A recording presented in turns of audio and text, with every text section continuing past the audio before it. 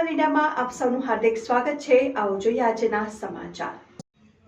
Dhrangadhra Halvad highway ઉપર ચૂલી ગામ નજીક તેલ ભરેલું ટેન્કર પલટી મારી જતા અકસ્માત સર્જાયો। સુરેન્દ્રનગર જિલ્લાના ધાંગધ્રા હળવદ હાઈવે ઉપર અકસ્માતો જોવા મળતા હોય છે, ત્યારે ધાંગધ્રાના ચૂલી ગામ નજીક હાઈવે ઉપર ગાંધીધામથી અમદાવાદ તરફ જઈ રહેલા તેલના ટેન્કરને ચૂલી ગામ તારંગા ધામ નજીક અગમ્ય કારણોસર સ્ટીયરિંગ પર કાબુ ગુમાવતા તેલનું ટેન્કર રોડની સાઈડમાં પલટી મારતા અકસ્માત સર્જાયો।